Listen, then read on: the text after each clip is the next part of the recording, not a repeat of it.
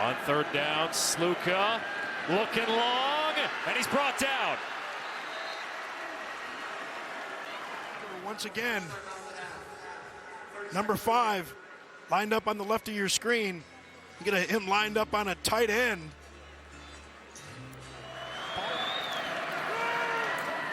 Sluka taking a deep shot to the end zone, intercepted. A.J. Halsey jumps in front of Ricky White, and he could take this a long way. Finally cut down by Sluka just before midfield. Eyes on the eyes of Matthew Sluka the entire time, and this is why they say don't throw late over the middle. He just wanted to take a chance and try and hit his guy, Ricky White, down the middle. Halsey's watching that all the way the entire time from the backside. Does a nice job stepping in front. Turn from defense to offense. At Houston, now a couple of those guys followed him from Tulane. 5-man front, batted ball, picked off! And just shy of the end zone, Jalen Garner with the INT. 1 yard line. See the pressure there, double pump, E.J. Warner, ball's tipped up. And then Garner finds himself right place. Maybe the fact that Steve O'Klotz hadn't played today is what's bogged things down for the Iowa State offense. First down at 15, balls on the ground, and it'll stay with the Cyclones.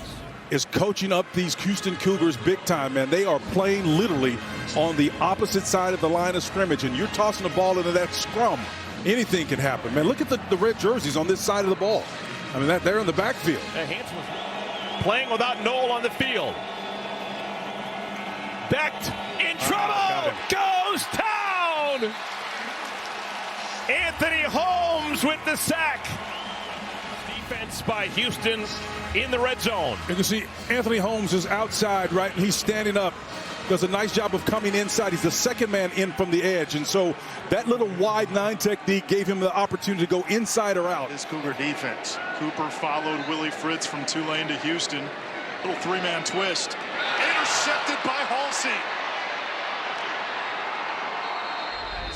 Of Josh Hoover, who thought he had a receiver going right up the seam in this area, right up the seam, and it's going to be Halsey, who just reading center field, makes a heck of a break to take the seam route away. Cooper is the one who benefits. On 3rd and long. Hoover escaping away from Holmes. Deep downfield. Besch slips. It's picked again. Halsey with his 2nd interception of the half. Halsey's playing some football, isn't he? 6 foot, 215-pound safety that can play both free safety and just kind of playing center field right in here and reading the eyes of the quarterback. Does one heck of a job. Just finding where he is, relocating. And the Cougars with their 2nd turnover of this game. You saw Besch, the intended receiver, turning around. Sluka decided certain needs weren't met. That one was caught by Richardson. He coughs it up. And they put it in his hands a lot. Trying to get some extra yards and do a heck of a job. It's McLaurin. Ed Keithy with a touchdown catch tonight. Isaac Wilson stands in the pocket and starts to close around him. He gets hit, fumbles. That's recovered by Keith Cooper Jr. Cooper wrestled down at the 30-yard line. It was knocked loose by Latravian McCutcheon. And he was going to go to Keefe on the play. He's going towards, he's buck throw to him, change direction, comes back, hits Wilson, and then after that, you just keep hustling. That's a hustle play. That's you running to the ball and being able to finish.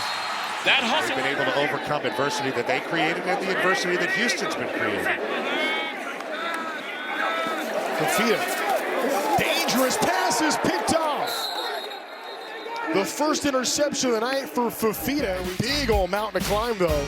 But Fafita turns it over. Houston getting the ball. Like chewing candy. This is good against good with these units out there. That's intercepted.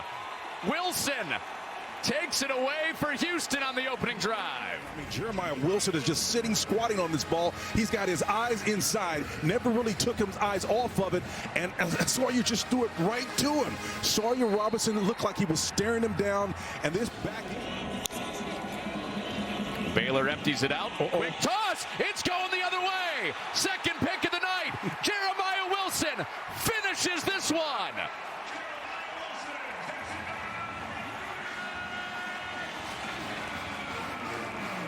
Let me tell you, watch this one. We call it squat dog read out there. Jeremiah was a bullfrog, and he hops all over this one and just heads the other direction in great form, in the form of the great Carl Lewis, alumni of the University of Houston, showing that sprinter's form on the back end of it.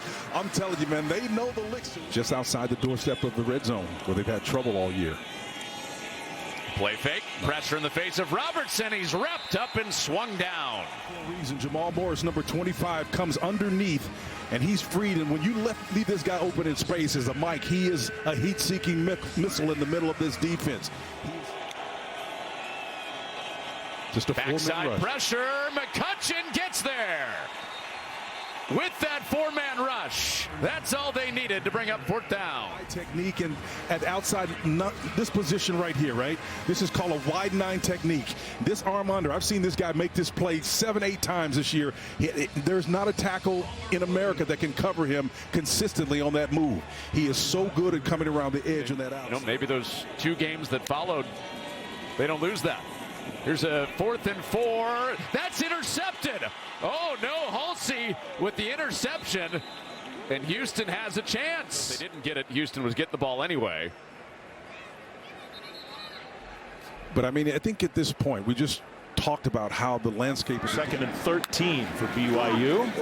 Hand it off and then try to pitch it to Marion. The two teammates collided and the ball pops right to the Houston D lineman, Carlos Allen.